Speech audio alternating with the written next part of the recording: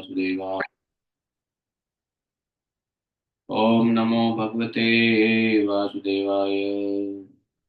ओम नमो भगवते वासुदेवाय।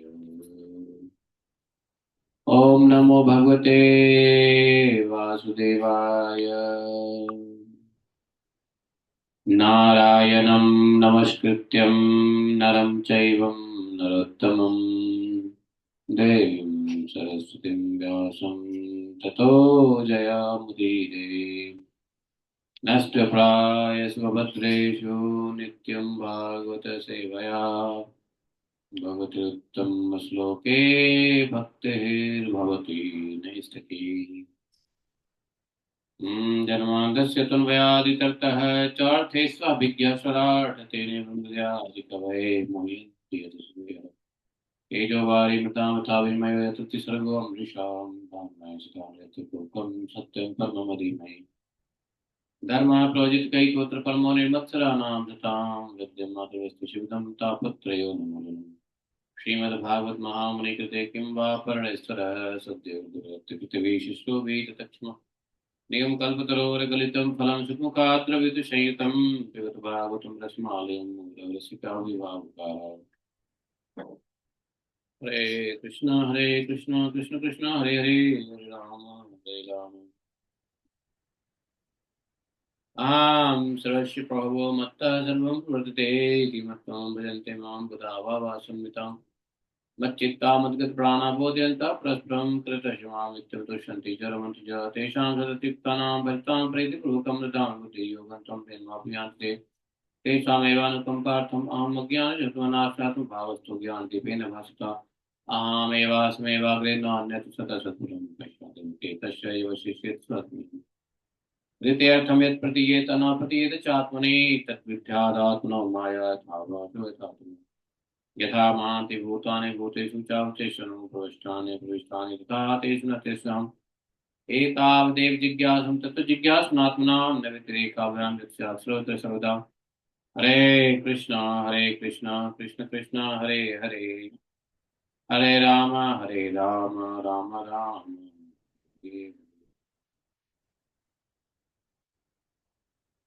हरे कृष्णा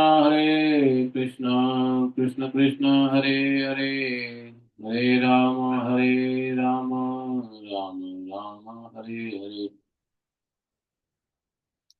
बोले श्रीमद् भागवत महापुराण की जय। प्रभुपाद की जय।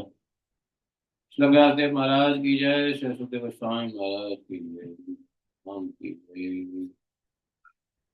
जय जय श्री राधे। हरे कृष्णा। तो आज हम लोग पांचवें स्कंद के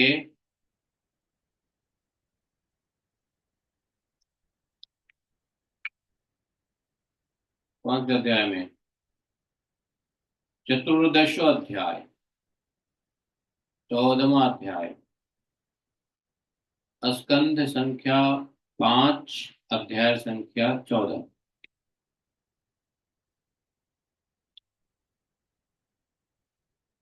आज भट्टाटवी का स्पष्टीकरण करेंगे सुखदेव गोस्वामी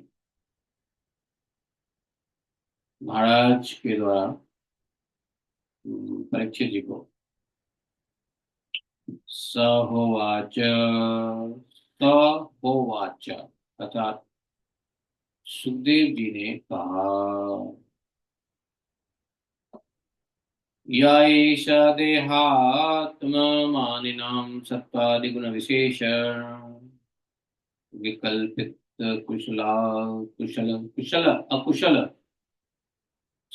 तम वहा रवि निर्मित विविध देहावली भी वियोग संयोगात्या नादि संसारानुभवस्य द्वारभूते षडिन्द्रियवर्गेण तस्मिन् दुर्गाध्वव दशसुगमे दसुगमे अद्वयन्यापतित ईश्वरस्य भगवतो विष्णोः वशवर्तिन्या मायया जीवलोको अयं यथा वणिक सार्थो अर्थ परः स्वदेह निष्पादित कर्मानुभाव। हाँ। शमशान वद शिव तमायां संसार आभट संसाराटभ्याम गतो नाद्यापि विफल बहु प्रतियोगे हस्ततापोपनाशमने हरे गुरु चरणारविंद मधुकरा पद हाँ पदवी मवरंद यस्यामो हा वा एते षडींद्रिय नामान कर्मणा दास्यवेव हि। ये ऐसा श्लोक है जिसमें कोई छंद ही नहीं। इस श्लोक में कोई छंद नहीं है, इसलिए इसको मीटर के अनुसार नहीं पढ़ा जाता है, इसको ऐसे ही पढ़ा जाता है। ठीक है। आप लोग सोचते होंगे कौन सा श्लोक भागवतम में आ गया, पढ़ने भी नहीं आता है। नहीं, तो एक्चुअली यह श्लोक है विदाउट मीटर, समझे। ये पद्य श्लोक है। एक होता है गद्य, एक होता है पद्य। तो ये गद्य श्लोक है, गद्य। पद्य में क्या होता है, मीटर होता है, मीटर। और गद्य में मीटर नहीं होता है, तो इसको पढ़ने के लिए ऐसे ही पढ़ना पड़ेगा। और पद्य में मीटर होता है तो आप उसमें रागात्मिका पढ़ सकते हैं। नहीं तो पांचवें स्कंद में ज्यादातर ऐसे ये श्लोक हैं। ओम अज्ञानतिमिरान्धस्य ज्ञानाञ्जनशलाकया चक्षुरुन्मीलितं येन तस्मै श्रीगुरवे नमः। श्रीचैतन्यमनोभीष्टं स्थापितं येन भूतले स्वयं रूपदा मह्यं ददाति स्वपदान्तिकं। वन्देऽहं श्रीगुरोः श्रीपत्कुलं सिद्धो वैष्णवांश श्रीरूपं सागरजातं सर्वधर्मार्थान्वितं सजीवम् साद्वैतं सावधूतं प्रजनसहितं श्रीकृष्णचैतन्यदेवं श्री राधा कृष्ण पादां सगन ललिता श्री विशाखान्वितां च। हे कृष्ण करुणा सिंधु दीनबन्धो जगत्पते गोपेश गोपिका कांतं राधा कांतं नमोस्तुते। तप्त कांचन गौरांगी राधे वृंदावनेश्वरी वृषभानुसुते देवी प्रणमामि हरिप्रिये। वाञ्छाकल्पतरुभ्यश्च कृपा सिन्धुभ्यैव च पतितानां पावनेभ्यो वैष्णवेभ्यो नमो नमः। तो सुखदेव जी कहते हैं, राजन देखो, देह अभिमानी जीवों के द्वारा सत्व आदि गुणों के भेद से शुभ अशुभ और मिश्र तीन प्रकार के कर्म होते रहते हैं। जो जीव देह अभिमानी, और जानते हो देह अभिमानी जीव में सबसे बड़ा, मनुष्य के अलावा जितने भी है सब तो देह अभिमानी है ही, लेकिन मनुष्य को देह अभिमानी नहीं होना है। लेकिन फिर भी मनुष्य पशुवत देह अभिमान करता है। देह अभिमान किसको होना चाहिए, जो भोग शरीर में है, अर्थात पशु लोग, पशु पक्षी इत्यादि इत्यादि जितने भी हैं सब देह अभिमानी है, क्योंकि वो भोग के लिए उन योनियों में गए हुए हैं। मनुष्य का योनि भोग योनि नहीं है, यह योग योनि है, भगवत प्राप्ति के लिए योनि बनी हुई है। तो इस योनि में भी यदि कोई भोग करता है तो वो देह अभिमान है। और इस देह अभिमान की वजह से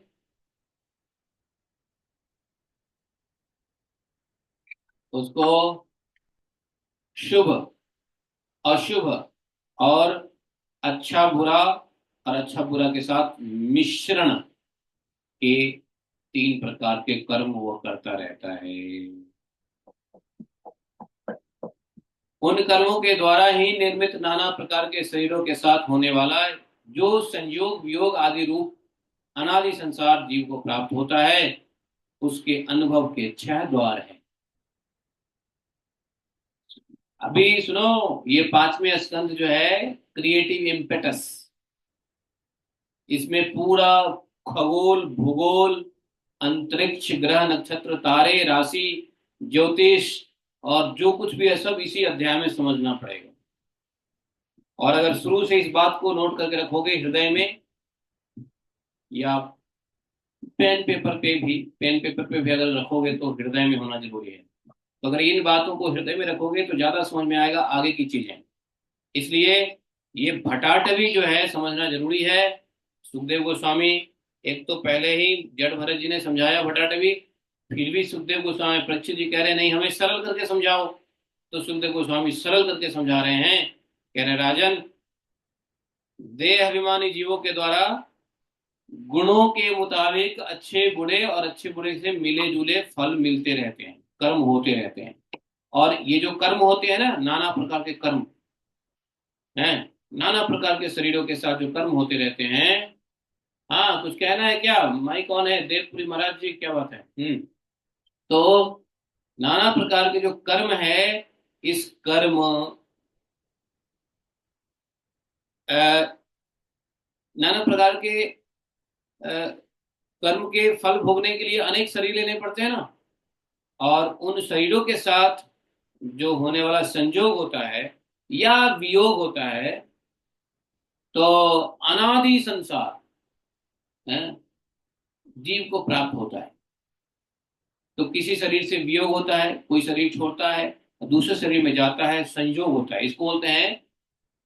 ये गुणों के द्वारा पहले तो देहाभिमानी जीव क्या करता है, जिस शरीर में जाएगा उसके गुण के मुताबिक अच्छे बुरे कर्म प्राप्त करेगा। और अच्छे बुरे कर्म, और कर्म कितने हैं? नाना प्रकार के कर्म हैं। और नाना प्रकार के कर्मों के लिए अलग अलग शरीर मिलता है। तो शरीर का संयोग वियोग होता रहता है। एक शरीर छोड़ेगा दूसरा शरीर पकड़ेगा, दूसरा शरीर छोड़ेगा तीसरा शरीर पकड़ेगा, तो संयोग वियोग होता रहता है। अनंत काल अनादि संसार में जीव को प्राप्त होता रहता है। और सुनो, लेकिन लेकिन इन शरीरों के अनुभव का जो रास्ता है वो 6 तरीके से व्यक्ति अनुभव करता है। बोले 5 ज्ञानेंद्रियां और एक मन। ये जो ज्ञानेंद्रिया और मन है, इससे व्यक्ति हर शरीर में अनुभव करता रहता है। हर शरीर का जो अनुभूति है वो इन 6 चीजों से ही होता है, मन से और 5 इंद्रियों से। बोले कि चाह करके भी यह जीव या जीव समूह रास्ता भूलकर भयंकर वन में भटकते हुए धन के लोभी बनिजारों के समान परम समर्थ भगवान विष्णु के आश्रित रहने वाली माया की प्रेरणा से विहड़ वन के समान दुर्गम मार्ग में पड़कर संसार वन में पहुंच जाता है। जीव समूह तो वह वन कैसा है? तो कौन सा मार्ग छोड़ करके है? भगवत मार्ग छोड़ करके, भगवान के धाम का मार्ग छोड़ करके, भगवान को छोड़ करके भगवान के आश्रित माया की प्रेर माया रूपी इस जंगल में फंस जाता है। तो भगवान के आश्रय में ही ये माया, माया क्या है? भगवान के आश्रय में ही है। तो भगवान के आश्रित न होकर के भगवान की माया, जो माया स्वयं भगवान पे निर्भर करती है, जो माया स्वयं भगवान की आश्रिता है, उसके चक्कर में पड़ करके संसार सागर या संसार वन कह लो, यहाँ संसार वन में पहुंच गया है। हम्म। और वन में लगे आग को क्या कहते हैं? वन में लगे हुए आग को क्या कहते हैं? दावानल। तो इसलिए प्रभुपाद जी ने क्या कहा? संसार दावा नली ढलो का। तो यही जब समझ में आता है कि किस प्रकार से हम इस संसार के वन में हम पहुंच रहे गए हैं, और इस संसार के वन में क्या है? अग्नि, अग्नि प्रज्वलित है। जब तो अब भगवान से प्रार्थना करते हैं कि हे भगवान, संसार जंगल से निकालो। अब आ गए, गलती हुई, लेकिन अब निकालो। आप ही की शक्ति से निकलेंगे हम। इसके लिए भगवान की को प्रार्थना करते हैं। संसार दावा नलली ढलो प्राणाय कारुण्य गण गणात्म प्राप्तस्य कल्याणं गुणाणवस्य वन्दे गुणौषि चरणारविन्दम्। यहाँ से कल्याण कैसे होगा? भगवान के चरणा रविंद में भगवान के गुण का वर्णन करने से इस संसार दावना से निकला जा सकता है। तो इस संसार की जो अग्नि है, संसार की जो वन है, संसार रूपी वन, वह वन शमशान के समान अत्यंत अशुभ है। बोले कि यह संसार थोड़ा भी शुभ नहीं है। कैसे? जैसे शमशान, शमशान के पास में कोई व्यक्ति जमीन भी नहीं खरीदता है, शमशान के पास में कोई घर भी नहीं बनाता है नहीं। शमशान इतना अशुभ माना जाता है क्या? तो शमशान के समान अत्यंत अशुभ है यह संसार। इसमें भटकते हुए उसे अपने शरीर से किए हुए कर्मों का फल भोगना पड़ता है इस अशुभ संसार में।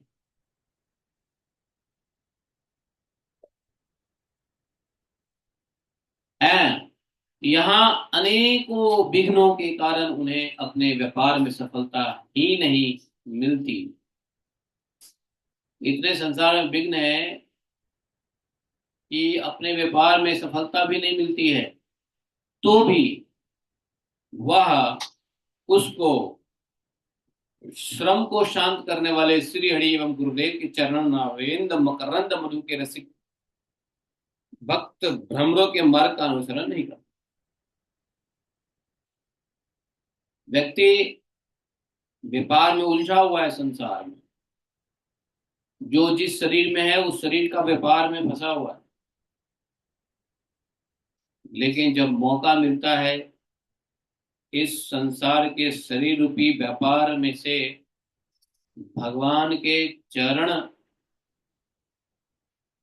भगवान एवं गुरु, श्री हरि एवं गुरु, भगवान और गुरुदेव के चरणों के अनुसरण नहीं करने से, तो बोले इस संसार में यही 6 डाकू है। बताया था ना जड़ भरत जी ने, 6 डाकू लूटता रहता है। तो 6 डाकू कौन है?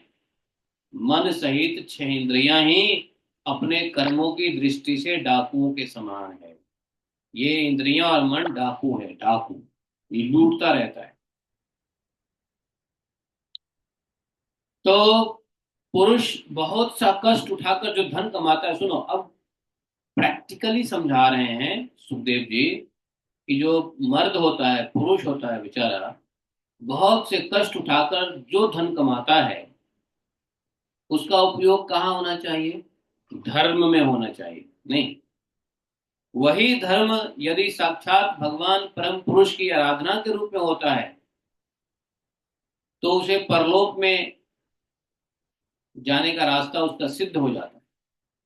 निःश्रेयस का हेतु बतलाया गया। निःश्रेयस अर्थात परलोक में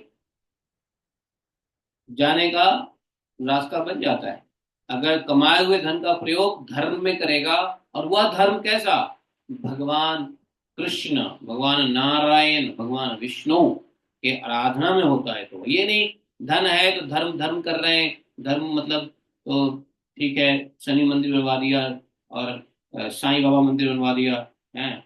हमारे एक जानने वाले हैं, उनको साईं बाबा की भूत चढ़ी रहती है कि नहीं? गोवर्धन में भी आने के बाद साईं बाबा को ही याद करते हैं। और मैंने घर में देखा साईं बाबा की फोटो।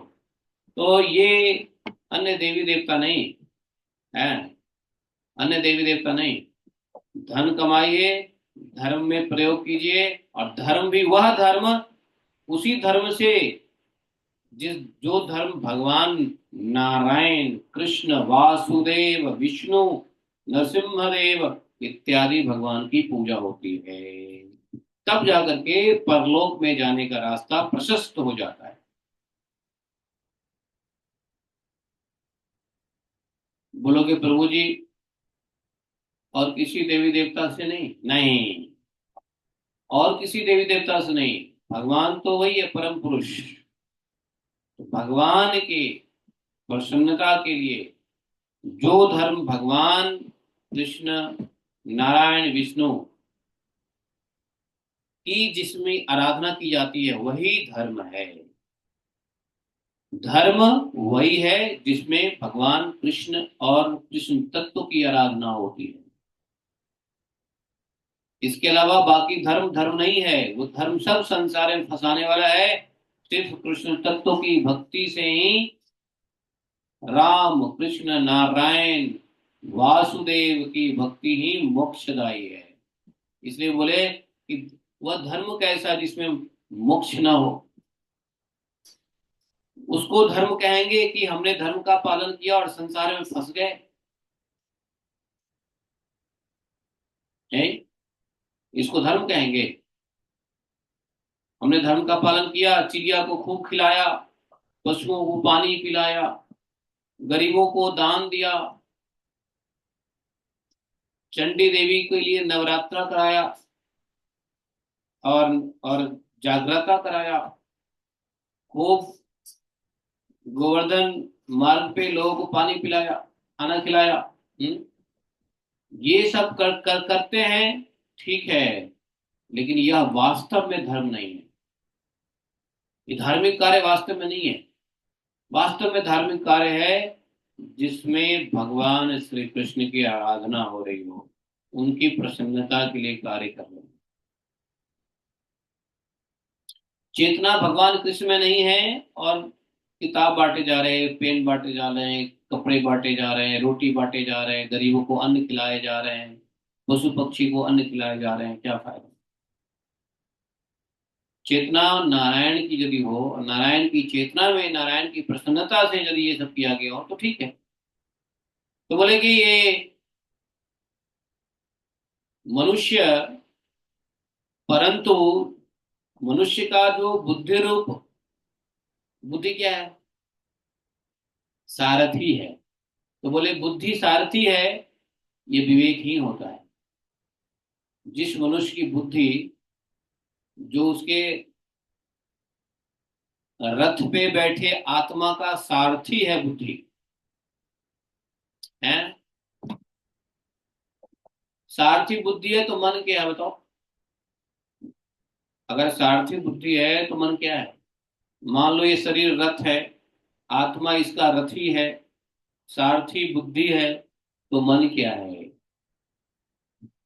नहीं पता। ड्राइवर, मन ड्राइवर, ड्राइवर तो सारथी हो गया ना जी। मन क्या है,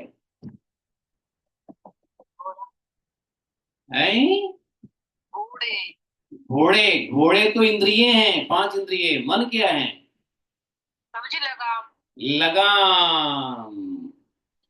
सही जवाब दिए, दिल्ली से सही जवाब आ रहा है। प्रभु जी गोवर्धन की टिकट मिलेगी, हैं? सही जवाब दिया, गोवर्धन की टिकट मिलेगी। हाँ, टिकट तो है ही। आपके फ्लैट का बड़ा अच्छा सदुपयोग और दुरुपयोग हो रहा है। आपको टिकट मिल ही गया है, आओ जाओ देख लो। पंजाबी आवाज खूब यूज कर रहे हैं आपके फ्लैट का। खैर, मैं कह रहा हूं कि लगाम है, लगाम। जो लगाम नहीं समझते हैं, जैसे 5 घोड़े हैं, घोड़े से बुद्धि जो सारथी के बीच में क्या होता है हाथ में, अरे वो उसको क्या स्ट्रिंग बोलते हैं, क्या बोलते हैं, बेल्ट बोलते हैं ना, स्ट्रिंग जिसको खींचता है तो घोड़ा दाएं बाएं चलता है, नहीं। जैसे दोनों हाथ में लगाम नहीं रखते हैं, ऐसे खींचे तो दाएं जाता है, बाएं वाला खींचे तो घोड़ा बाएं जाएगा, है ना। आप लोग नहीं जानते हो, मैंने घोड़ा खूब चलाया, घोड़ा चलाना जानता हूँ, मुझको मालूम है। ऐसे दाएं करोगे तो घोड़ा को लगता है दाएं जाना है, बाएं और कुछ नहीं, छोड़ दो, ढीला छोड़ दो दोनों, तो घोड़े को लगता है सीधे सीधे जाना है, क्योंकि उनकी आंखों में पट्टियां होती है, दाएं बाएं आप खुद नहीं देख सकते। इसलिए आपको दाएं वाला घुमाना पड़ेगा और फिर बाएं वाला घुमाना पड़ेगा, समझे। हमारे जमाने में घोड़े वोड़े खूब चलते थे, इसलिए हमको पता है। आप लोग तो मोटर गाड़ी वाले जमाने को ना। तो ये बुद्धि सारथी है मनुष्य का। जब यही सारथी विवेकहीन हो जाता है, बेवकूफ हो जाता है और मन वश में नहीं होता है, उसे उस धर्म उपयोगी उसके उस धर्म उपयोगी धन को ये मन सहित छह इंद्रियां देखना, छूना, सूंघना, स्वाद लेना, सूंघना, संकल्प विकल्प करना और निश्चय करना, इन वृत्तियों, इन कामों के द्वारा गृहस्थ उचित विषय भोगों में फंसा कर उसी प्रकार लूट लेती है। जिस प्रकार बेईमान मुखिया का अनुगमन करने, बेईमान मुखिया का पीछा करने वाले और असावधान हैं, बंजारों के दल का धन चोर डाकू लूट ले जाते हैं। जो बंजारे लोग असावधान रहते हैं, उसका धन कौन चोर डाकू ले जाता है ना, है? ये यही है संसार। अच्छा, ये ही नहीं, इतना ही नहीं, उस संसार वन में रहने वाले उसके कुटुंबी भी, रिश्तेदार भी, मनुष्यों के, इस संसार वन में रहने वाले मनुष्यों के रिश्तेदार भी, कुटुंबी भी, जो नाम से तो, अच्छा, मनुष्य के कुटुंबी इस संसार में किस नाम से है बताओ? क्या नाम है मनुष्य का कुटुंब का? क्या नाम है? इस संसार वन में मनुष्य के कुटुंब का नाम क्या है? बोलो। स्त्री पुत्र हाँ, स्त्री, पुत्र, नाती, पोता, भाई, बंधु, साली, सरोजनी, ससुर, दामाद, है। मुझे रिश्तेदार, रिश्तेदार। हाँ, नाम पूछ रहा हूँ, रिश्तेदार तो ठीक है, नाम, ये इनके नाम है, रिश्तेदारों के नाम है। तो बोले कि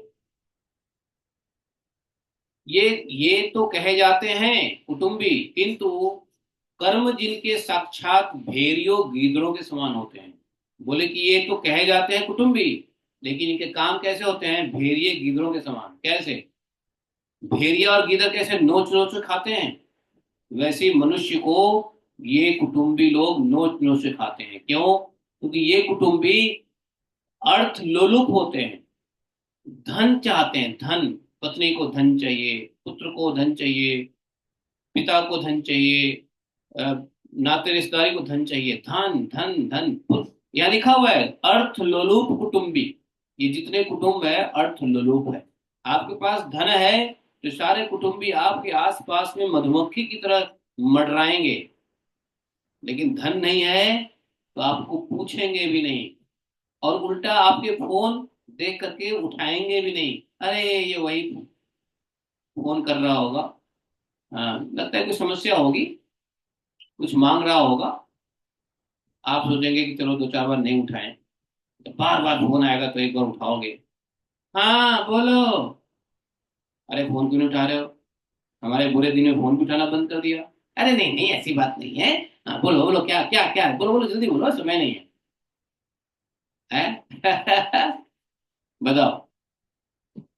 अर्थ लोलुप कुटुंबी, धन की इच्छा, हाँ, धन, कुटुंबी को धन को उसकी इच्छा न रहने पर भी उसके देखते देखते इस प्रकार छीन ले जाते हैं, जैसे भेड़िया गड़ियाओं से सुरक्षित भेड़ों को उठा ले जाता।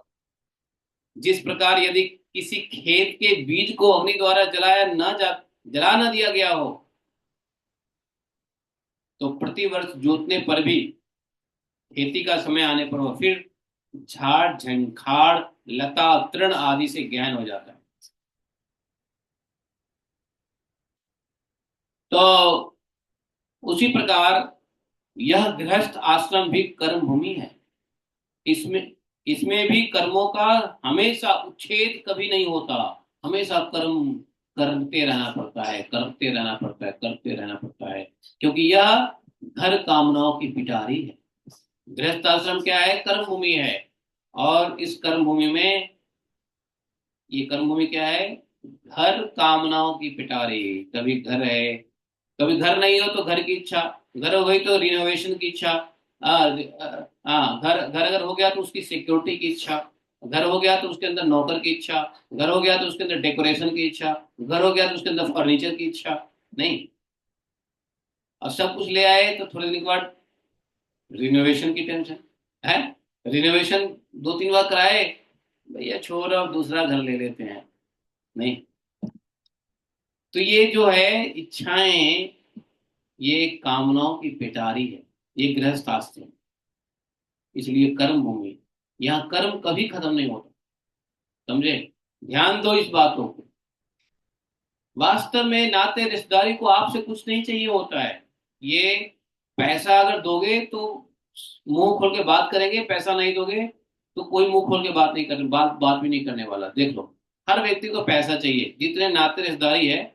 इसलिए नाते रिश्तेदारी को मन मत दो, अपना मन मत दो। मन दो भगवान के चरण में लगा लो। और नाते रिश्तेदारी को क्या चाहिए? नाते रिश्तेदारी को दो चीज चाहिए बस, आपका शरीर और आपका धन, बस दो चीज चाहिए।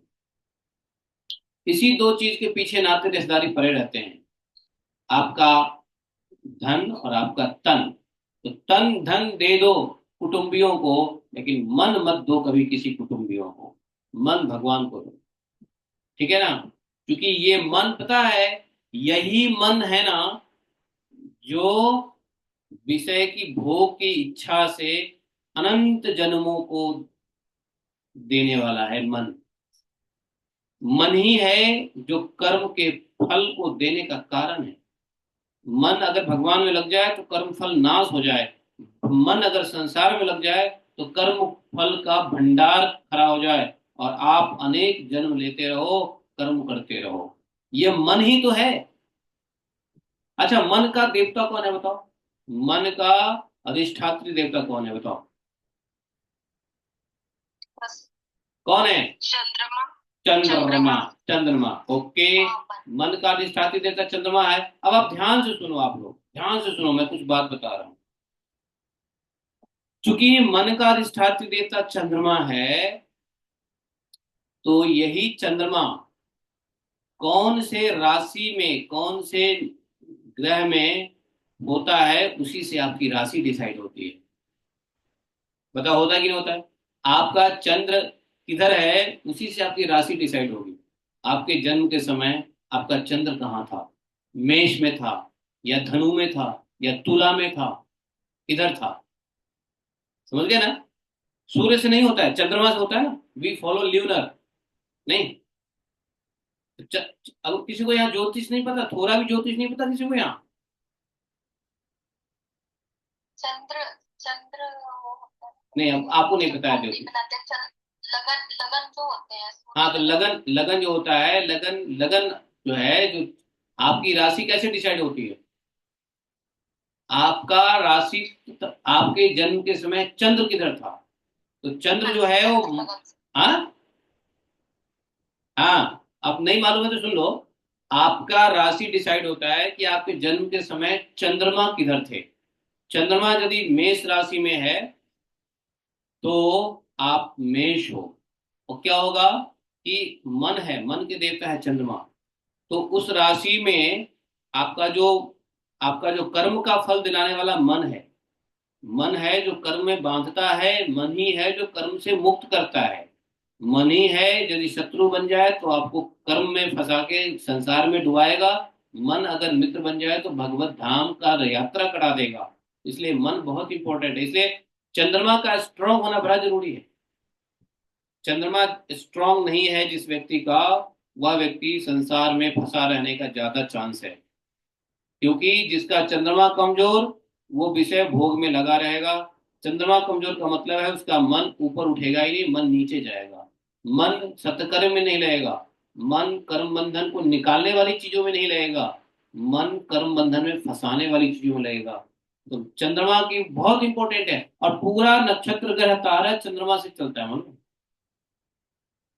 ये हम लोग पढ़ेंगे पांचवें स्कंद में, बहुत डिटेल पढ़ेंगे, चिंता मत करो। इस बार मैं बहुत डिटेल पढ़ाऊंगा, बताऊंगा, पढ़ाऊंगा, क्या मतलब बताऊंगा।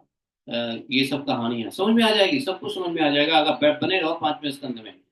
तो चंद्रमा, तो मन को स्ट्रांग कैसे करें? अब जो है ये सब, ये क्लास जो है ना, वो नहीं है, क्या बोलते हैं उसको, सॉल्यूशन वाली क्लास नहीं है। इसे ज्ञान लेते रहो, सॉल्यूशन अपने ज्ञान में ही सॉल्यूशन है।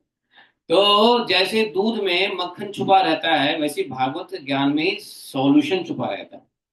तो इसलिए शांत बैठो। ये नहीं कि अब मन को कैसे, अब अलग अलग चीजों को, फिर मन को कैसे करें, फिर चंद्रमा को कैसे करें, बुध को कैसे करें स्ट्रांग, फिर गुरु को कैसे करें स्ट्रांग, फिर शुक्र को कैसे करें स्ट्रांग, ये तो फिर शनि को कैसे करें स्ट्रांग, ये सब बात बाद में है। तो मैं ये बता रहा हूं कि यहाँ क्या कह रहे हैं ये, कि ये जो इंद्रियों के सहित मन है, और मन ही कर्म में फंसाता है, और इसके देवता चंद्र है। तो चंद्रमा जहां बैठा होगा आपका, वैसे ही कर्म के फल को ला के देगा आपको, क्योंकि आपने मन से जो जो वासनाएं, जो जो इच्छाएं की है कर्मों के द्वारा, तो वो सब चंद्रमा फिर क्या करेगा, पूरा सेलेस्टियल सिस्टम, पूरा सौर मंडल, जो काल भगवान के दूत हैं, ये सब चंद्रमा, सूर्य, ये सब क्या है, काल के दूत हैं, काल के ही स्टाफ हैं, काल के एम्प्लॉय हैं ये सब। ये लोग क्या करेंगे, उस जीव को उसी उसी नक्षत्र, उसी ग्रह, उसी प्लैनेट में जाकर के उसको जन्म देगा, कि बेटा तुम्हारी ये इच्छा थी ना, अब यहाँ पे फंसो, समझे। और उस, अच्छा, ये जो है सिर्फ मनुष्य ही नहीं, जानवरों पे भी लागू होता है, हर एक जीव पे लागू होता है। जिसको जैसी गति मिलनी होगी, जिसकी जैसी वासनाएं होंगी, इच्छाएं होंगी, और जिसको जैसा प्रारब्ध कर्म भोगना होगा, वो चंद्रमा उसी प्लैनेट में जब रहेगा, उसी पोजीशन में आएगा, तो ही जीव का जन्म होगा। जैसे जीव का जन्म हुआ, चंद्रमा कहाँ पे है, कौन से ग्रह में है। अब चंद्रमा अपने आप में कौन सा एक ग्रह है, 9 ग्रह है ना, 9 ग्रह में 7 तो मेन ग्रह है, 2 अपरोक्ष ग्रह है, जिसको छाया ग्रह कहते हैं। भाई रविवार, सोमवार, मंगलवार, बुधवार 7 दिन होते हैं ना, तो 7 दिन 7 ग्रहों के दिन होते हैं, और 2 ग्रह छाया ग्रह होता है, बताओ कौन से, राहु और केतु। तो 7 2 9 ग्रह होते हैं। हाँ, जैसे आज शुक्रवार है, तो आज शुक्र ग्रह है, शुक्र ग्रह का आज दिन है, ठीक है। तो कल जैसे शनि है, तो शनि जी का ग्रह, उसके बाद सूर्य का रविवार है, मंगल का सोमवार है, बुधवार बुध का है, बृहस्पतिवार गुरु का है। तो 7 दिन जो है, 7 ग्रह हैं, 2 अप्रत्यक्ष ग्रह हैं या छाया ग्रह कहते हैं, राहु और केतु। अब मान लो कि आपका चंद्रमा आज बुधवार के दिन कौन से नक्षत्र में है, कौन से भाव में है, अर्थात कौन से घर में है। इस प्रकार से 12 घर होते हैं, राशि है ना, 12 राशि होते हैं। तो 12 राशि, आज मैं बेसिक बता देता हूँ, इसका डिटेल आगे के चैप्टर में बताऊंगा। 12 राशि होते हैं, 12 राशि से आपके जन्म कुंडली का घर बनता है, जिसको भाव भी कहते हैं। तो पहला भाव, दूसरा भाव, तीसरा भाव, पहला घर, दूसरा घर, तीसरा घर शुरू होता है, जैसे उत्तर से शुरू होता है, कि बीच में लग्न घर, उसको लग्न घर भी कहते हैं, पहला भाव को लग्न घर कहते हैं। उसके बाद उत्तर में फिर उत्तर पूरब, और उत्तर पश्चिम में 2 होंगे, फिर पश्चिम होगा एक, फिर दक्षिण पश्चिम होगा, वो 2 होंगे, फिर दक्षिण होगा, फिर पूर्व पक्ष में 2 ग्रह होते हैं। ग्रह नहीं, मतलब क्या बोले उसको, राशि। तो इस तरीके से 12 घरों में हर राशि का एक अपना घर होता है, 12, जिसको 12 घर बोलते हैं। और उस राशि का व्यक्ति अगर जन्म लिया है, चंद्रमा किस राशि में गया है, और उस राशि वह अपने घर में है या दूसरे घर में है, दूसरे घर में है, तो कैसे उसको पिटाई होगी, कैसे कर्म में फंसेगा, ये ज्योतिष शास्त्र है। बहुत अच्छा शास्त्र ज्योतिष, इसको जानने वाले व्यक्ति आपको हद तक प्रिडिक्शन कर सकता है कि आपके जीवन में, देखो, ज्योतिष से हमको क्या क्या जानना चाहिए मालूम है, बस 3 चीज जानना चाहिए। एक तो हमारा कर्म कैसा है, दूसरा भाग्य कैसा है, तीसरा हमारे जीवन की दिशा और दशा कैसा है। ये 3 चीजें ज्योतिष से पूछो। लोगों को पता ही नहीं है ज्योतिष से क्या पूछना चाहिए। है कि नहीं। 3 चीजें ज्योतिष से पूछना चाहिए। कर्म, अपना कर्म, क्योंकि पिछले कर्म से आपका अभी का कर्म डिसाइड होगा, तो आप अलर्ट हो सकते हो। दूसरा, आपके भाग्य कैसे हैं, निम्न भाग्य है या उच्च भाग्य है या बीच बीच का भाग्य है। तो निम्न भाग्य है तो उसके लिए कुछ करोगे, और उच्च भाग्य है तो और बढ़िया है। और आपके जीवन की दशा और दिशा किधर जाने वाली है, किधर ले जाएगा आपका पूर्व जन्म के कर्म। अगर ये 3 चीज पता चल जाए, तो व्यक्ति को उसका सॉल्यूशन दे करके भगवत मार्ग पे लाया जा सकता है, क्योंकि भक्ति भी करना एक बिजनेस है, कार्य है। तो हमारे पूर्व जन्म के संस्कार हमको भक्ति करने से रोकता है। देखो, व्यक्ति सब जानता है आत्मा क्या है, परमात्मा क्या है, मोक्ष क्या है, धर्म क्या है, न्याय क्या है, अन्याय क्या है, गंदा क्या है, अच्छा क्या है, बुरा क्या है, सबको सब पता है।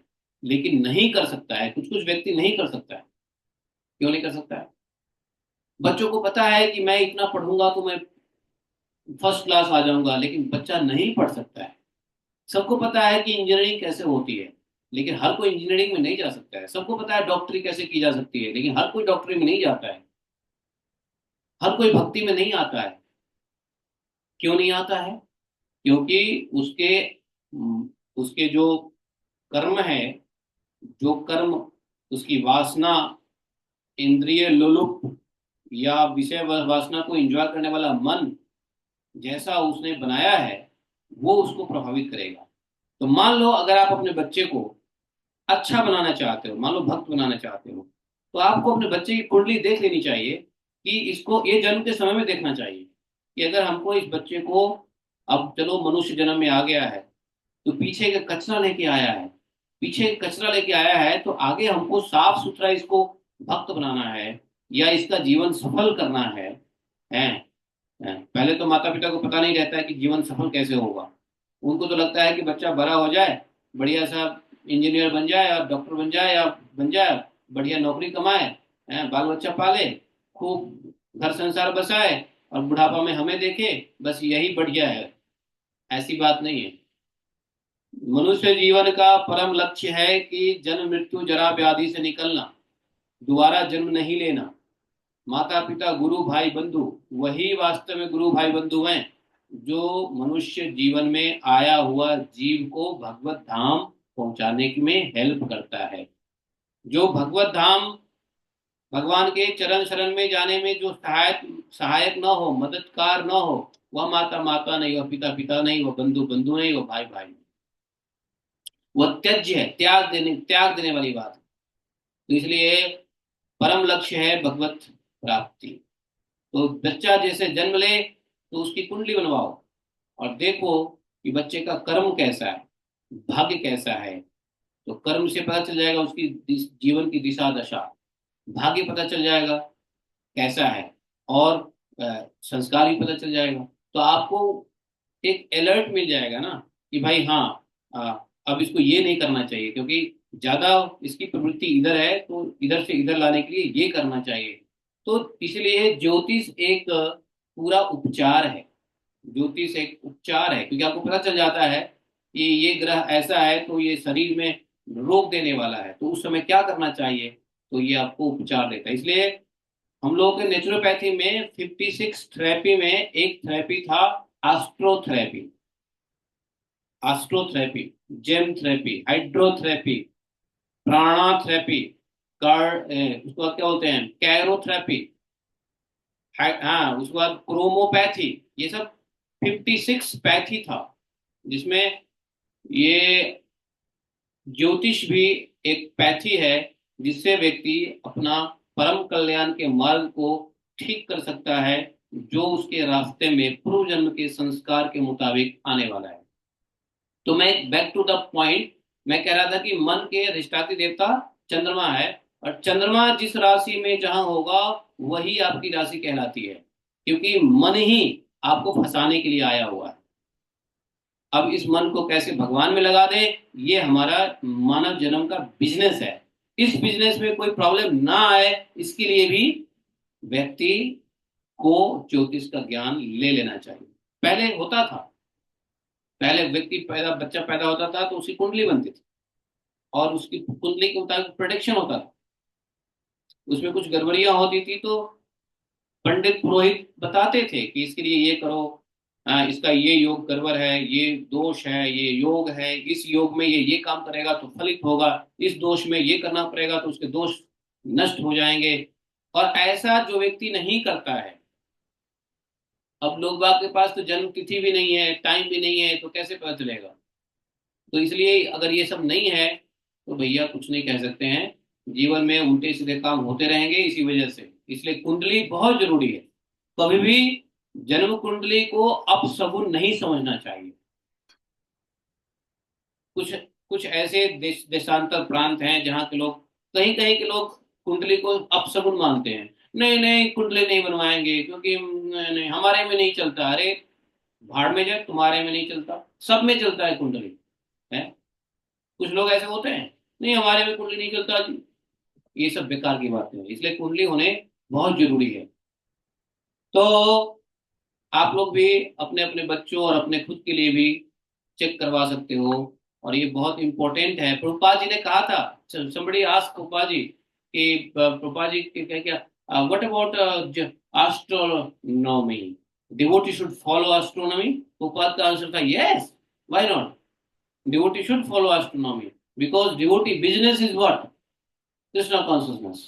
So you will come to know what is the hindrances of your life in Krishna consciousness through astrology. It will help you. Prabhupada ji स्वयं एक अंगूठी पहना करते थे, मालूम है आप लोगों को? प्रभुपाद जी एक ब्लैक कलर का एक अंगूठी पहना करते थे, नीला नीला कलर का कुछ था, अंगूठी पहना करते थे। किसने हाथ उठाया, क्यों हाथ उठाया? संजय यादव, क्या बात है, बोलो। गलती से हाथ उठ गया, हाथ नीचे कर लो। तो ये मैं आपको इसलिए बता रहा हूं, ये सब जो है ये मन का चक्कर है। और यदि यही मन भगवान में लग जाए तो आपकी चंद्रमा सुधर गई। और ये चंद्रमा कौन है मालूम है? अच्छा सुनो सुनो, एक बात बताऊं, ये चंद्रमा तो है मन के देवता, और ये चंद्रमा की जो पत्नी है कितनी मालूम है? चंद्रमा कितनी पत्नी है, नहीं मालूम? किसको मालूम है चंद्रमा की पत्नी कितनी है? दो है। दो पत्नी, दो पत्नी है। चंद्रमा की कितनी पत्नी है भाई? 38 बचता था। वाह, क्या बात है, व्हाट आंसर। हे भगवान, हम लोग कितने ब्लाइंड नॉलेज वाले हैं। जितने वो प्रभु जी घटते बढ़ते हैं उसके अकॉर्डिंग। अरे नहीं, यहाँ कोई व्यक्ति नहीं है जिसको पता हो कि चंद्रमा की कितनी पत्नी है। 100 पत्नी 100। आप लोगों ने भागवतम में भी नहीं सुना? दक्ष प्रजापति की कितनी बेटियां थी? 27। और ये 27 चंद्रमा के बेटियां पत्नी हैं। सॉरी, चंद्रमा कहते हैं, हाँ चंद्र, यस चंद्र। चंद्रमा ने 27 बेटियों से शादी किया था दक्ष के। आप लोगों ने भागवत में नहीं सुना हुआ है? चंद्रमा से नाराज हो गए और दक्ष प्रजापति ने श्राप दे दिया। पहली पुत्री थी अश्विनी, दूसरी थी भरणी, तीसरी थी कृतिका, चौथी थी रोहिणी, मृगशिरा, आद्रा, पुनर्वसु, पुष्य, आश्लेषा, माघा, पूर्वा, फाल्गुनी, उत्तर फाल्गुनी, हस्ता, चित्रा, स्वाति, विशाखा, अनुराधा, ज्येष्ठा, मूला, पूर्व आषाढ़ा, उत्तर आषाढ़ा, श्रवण, घनिष्ठा, सतविशा, पूर्व भाद्रा, उत्तर भाद्रा और रेवती मैया। ये सबसे छोटी थी रेवती। को वो सबसे ज्यादा प्यार करते थे, उसके कारण उनको अब तो सब स्टोरी याद आ गया आपको, आप लोग बड़े इंटेलिजेंट हो। अरे वही तो कह रहा हूँ, अब तो आप बड़े इंटेलिजेंट बने, अब तो आपको याद आ जाएगा सब कुछ। ये यही 27 नक्षत्र है जो 27 बेटियां थी दक्ष के, और यही चंद्रमा की हुई। और ये चंद्रमा जिस नक्षत्र में होता है, वह नक्षत्र, वो जो बेटियों के, दक्ष प्रजापति को बेटियों के गुण है। तो कोई बेटी बहुत भोगी विलासी होती है, कोई बेटी बुद्धिमान होती है, कोई बेटी बहुत आकर्षक होती है। वही गुण बच्चों में आता है। जैसे मान लो कोई कोई व्यक्ति रोहिणी नक्षत्र में पैदा लेगा, तो वो क्या होगा?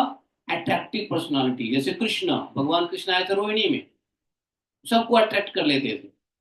तो रोहिणी जो थी, रोहिणी मैया, ये जो चौथी पुत्री थी, वो बहुत सुंदर थी, ऑल अट्रैक्टिव, इतनी सुंदर थी सब उस पर अट्रैक्ट हो जाते थे। और चंद्रमा जो है रोहिणी में जाकर के ज्यादा एंजॉय करते थे। बाकी माताओं को, बाकी बहनों को बड़ा बुरा लगा, ये चंद्रमा को हम पसंद नहीं है, हमसे ज्यादा रोहिणी। वो गए अपने बाप के पास, दक्ष प्रजापति के पास, बोले कि ऐसे ऐसे चंद्रमा तो रोहिणी के साथ ज्यादा आनंद लेते हैं और हम लोग बस ऐसे ही हैं।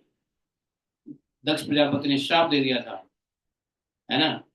ब्रह्मा जी ने फिर मध्यस्थता करी, उसके बीच में जो है ना आगे फिर चंद्रमा को जो है ना क्षीण हो, इसलिए चंद्रमा क्षीण होते हैं, 15 दिन क्षीण होते हैं, 15 दिन जो है ना अपने पूर्ण कला में होते हैं। ये सब कहानी भागवतम की है भाई, मैं कोई जतरा पतरा नहीं बता रहा हूँ। ये भागवतम की कहानी नहीं है क्या, बताओ। याद आ गया प्रभु, याद आ ये बात सब क्यों याद आ जाता है, क्यों भूल जाते हो आप लोग, कोमा में चले गए क्या हम लोग। भूलता कौन है जो कोमा में जाता है ये संसार कोमा में मत जाओ, हे भगवान। ये संसार कुआं से निकलो, अब समझ गए ना, संसार कोमा में हम फंसे हुए हैं। मानते कि नहीं मानते हो, ये संसार कोमा है। बिल्कुल प्रभु। बताओ, भागवतम की बात याद नहीं आप लोगों को तो कैसे 5वें स्कंद पढ़ोगे। चलो कोई बात नहीं, याद नहीं है तो मैं ऐसे ही चेस्टाइज कर रहा हूँ, 10 बार में याद हो जाए, याद हो जाए, लेकिन ठीक है मैं याद दिलाता हूँ। तो चंद्रमा क्या करते हैं, चंद्रमा मन के अधिष्ठात्री है। तो जो व्यक्ति जिस नक्षत्र में पैदा होता है, उस नक्षत्र में, उस नक्षत्र का गुण उस व्यक्ति पर छोड़ता है। तो कैरेक्टरिस्टिक व्यक्ति का डिसाइड होता है उस दक्ष की बेटी के एटिकेट्स के मुताबिक। जैसे अगर मान लो आपका अश्विनी नक्षत्र है, तो अश्विनी का जो कैरेक्टर है वो कैरेक्टर उस व्यक्ति पे आएगा। भरणी किसी का है तो भरणी जो है, भरणी का जो कैरेक्टर है वो उस पे आएगा। अरे आप लोग लगता है एस्ट्रोलॉजी मुझे पढ़ाना पड़ेगा, खैर छोड़ो, एस्ट्रोलॉजी क्या पढ़ाऊं। थोड़ा पढ़ाई पूरा पढ़ाई दूं थोड़ी थोड़ी समझ आ जाएगी। अच्छा, आप बताओ कितनी अज्ञानता है, हे भगवान, जीवन बर्बाद कर लिया हम लोगों ने, हैं? बहुत ज्यादा गुरु मिले नहीं नहीं ये नहीं नहीं। सर्वगुण संपन्न गुरु है हमारे। अरे अरे अरे। खैर चलो, मैं 5वें स्कंद में आप लोगों को बताऊंगा। तो इसलिए जो है, ये मन जो है, इसलिए मैंने कहा कि मन ही और सुनो, इसी मन के ऊपर में जड़ भरत ने कितना लेक्चर दिया। रहुगन को पूरा मन के ऊपर लेक्चर दिया ना, है कि नहीं। तो कर्मों में फंसाता है मन, और मन का अधिष्ठाती है चंद्रमा। चंद्रमा जैसा आपका हर शरीर में जो भी आपने अनुभूति ली है, उस अनुभूति को अच्छा बुरा फल, शुभ अशुभ कर्म, या शुभ अशुभ, शुभ अशुभ दोनों का मिश्रित कर्म देने के लिए आपको आपका चंद्रमा आपके जन्म के समय उस जगह पे बैठा होता है जहां पे वो भोग आपको दिलाएगा। समझे। भगवान ने कहा ठीक है बेटा, अगर जीव ऐसा करता है तो फिर जीव का उद्धार करने के लिए भगवान ने क्या दिया, बताओ। जीव का उद्धार करने के लिए भगवान ने दिया आयुर्वेद और ज्योतिष। इसको उपवेद कहते हैं, मालूम है। आयुर्वेद और ज्योतिष दोनों को उपवेद कहते हैं, ज्योतिष शास्त्र को भी उपवेद कहते हैं, ये भगवान का दिया हुआ है। और आयुर्वेद भी उपवेद है जो भगवान का दिया हुआ है। क्योंकि भगवान को पता है कि ये बेवकूफ जीव क्या क्या पता नहीं वासना में फंसेगा, उसके रिएक्शन इतने गंदे होने वाले हैं ना, उसको निकालने के लिए, उस रिएक्शन को धोने के लिए भगवान सारी व्यवस्था करते हैं। गुरु से, शास्त्र से, भक्तों के चरित्र से, भागवतम से, गीता से, स्वयं भगवान आते हैं अलग अलग रूपों में। भगवान दूत को भेजते हैं, हैं? यहाँ तक कि हमारे शेष नाग जी को भी भेज देते हैं अलग अलग रूपों में, जाओ जीव को बचाओ। कितनी व्यवस्था भगवान ने कर रखी है। देखोगे तो चारों बगल भगवान ने हमें बचाने के लिए, जीव के उत्थान के लिए सारी व्यवस्था कर रखी है, नहीं कर रखी है। अपना निज धाम यहाँ प्रकट किया भगवान ने, राधा रानी ने कृपा किया। राधा रानी की कृपा, जो देखो, भगवान जीव पे कृपा, भगवान जीव पे कृपा कम करते हैं, जीव पे ज्यादा कृपा कौन करती है, राधा रानी। कैसे, देखो, भगवान तो चलो गुरु भेज दिया, शास्त्र भेज दिया, एजुकेशन सिस्टम सब कुछ कर दिया, लेकिन राधा रानी जब कृपा करती हैं जीव पे, तो राधा रानी कहती है मैं तो ये सब धंधा नहीं करूंगी, मैं तो जीव को सीधा अपने धाम में लाऊंगी। इसलिए संसार में भी एक वृंदावन होना चाहिए, गोवर्धन होना चाहिए, यमुना होना चाहिए इस संसार में, तभी मैं आऊंगी। बोले कि अरे आप सब जो ऊपर है गोलोक धाम उसको आप नीचे लाना चाहते हो, जीव का कल्याण करना चाहती हो शॉर्टकट में। बोले कि तो क्या, आप लॉन्ग कट हो, आप लंबे हो, आप लंबे लंबे रास्ते जीव के कल्याण का ढूंढो। मैं तो मां हूं, मुझे तो जीवों को ज्यादा परेशान होते नहीं देखना है। मैं तो सीधा जो मेरे शरण में आ जाए उसको तो लिफ्ट के स्पीड से ऊपर ले आऊंगी। इसलिए पृथ्वी पे हमारा धाम आना चाहिए। आपको पता है ना, भगवान जब लीला करने के लिए आए तो राधा रानी ने मना कर दिया, नहीं मैं नहीं जाऊंगी। बोले क्यों नहीं जाओगी प्रिय? बोले कि जत्र जमुना नास्ति, जत्र गोवर्धन नास्ति, जत्र वृंदावनम नास्ति, अहम न गमिष्यामि। मैं नहीं जाऊंगी। जहां पे यमुना नहीं होगी, जहां गोवर्धन नहीं होंगे, जहां वृंदावन नहीं होंगे, मैं नहीं जा रही वहां पे। अरे तो तुम इस सबको वहां लेके जाओगी, गोलोक धाम को वहां लेके जाओगी? बोले कि हाँ, जीव का कल्याण इतना शॉर्टकट हो जाएगा, जल्दी हो जाएगा। बोले कि हाँ तो क्या, होने दो ना, होने दो जीव का कल्याण, हम तो यही चाहते हैं, हम माँ हैं। भगवान कहते ठीक है, धन्य हो देवी, चलो तुम कहती हो तो मैं वृंदावन प्रकट कर देता हूँ। और इस वृंदावन में आने वाला जीव को सीधा लिफ्ट के स्पीड से राधा रानी उठा के ले जाती है। हाँ, बाकी लोग ताल ताल बजाते रहे, संसार धावा नल्ली लोगा करते रहे, यहाँ तो राधे राधे करो, ऊपर जाओ। समझे, शॉर्टकट रास्ता है। और ये सब जो है ना, लॉन्ग कट रास्ता है। तो देखो, राधा रानी कहते हैं कि कृष्ण से अधिक कृपालु राधा रानी है, अधिक कृपालु राधा रानी है। राधा रानी से जीवों का दुख सहन नहीं होता है। मैं फिर से विषयांतर हो गया, वापस आओ वापस आओ, कहाँ थे हम, कहाँ? तो इसलिए थोड़ा वृंदावन, इस धाम का महत्व समझो। ये राधा रानी के पास ये धाम आया हुआ है जीव के कल्याण के लिए। लेकिन ये सब ज्ञान नहीं होने की वजह से जीव पता नहीं क्या सोचता है वृंदावन धाम को, है। खैर, तो बोले कि ये देखो, ये घर जो है कामनाओं की पिटारी है। इसलिए मुमुक्षु लोग जो अपना कल्याण करना चाहते हैं वो घर से दूर रहते हैं। देखो, घर में किसी का कल्याण नहीं होता है।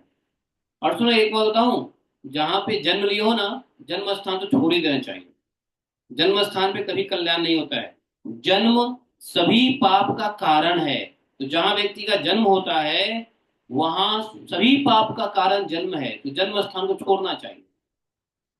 भगवान भी मथुरा को छोड़े आए या नहीं आए वापस? मथुरा में जन्म लिए भगवान, वापस आए मथुरा? नहीं आए। मथुरा में भगवान वापस आए नहीं, और वृंदावन से भगवान कभी वो बाहर गए नहीं। बताओ ये कौन सी बड़ी बात, कैसी बात है, कैसी बात है, क्या कर दिया? है ना? भगवान ने स्वयं कहा है कि मैं मथुरा वापस लौटता नहीं, वृंदावन से बाहर जाता नहीं, ये मेरा प्रण है। क्यों? जन्म स्थान पे मैं वापस नहीं लौटता। जन्म स्थान पे कभी किसी को नहीं रहना चाहिए। जहां जन्म हो व्यक्ति को वहां से दूर चले जाओ, क्योंकि जन्म सभी प्रकार के जीवन के सारे दुख जन्म से शुरू होते हैं। क्या है कि नहीं? जीवन के सारे दुख कहाँ से शुरू होते हैं? जन्म से ना। अरे जन्म के बाद ही तो बुढ़ापा आएगा, बीमारी आएगी, जन्म होगा जब तो मृत्यु होगा। ये सारे रिश्तेदारी, सारी गृहस्थी, सारा झंझट जन्म से ही है ना। तो जन्म ही सभी पापों का, जीवन में सभी पापों का कारण जन्म है। तो जन्म स्थान पाप स्थान है। अब कुछ लोग कहेंगे नहीं नहीं, ऐसे कैसे? अरे जननी जन्मभूमिश्च स्वर्गादपि गरिष्यसि।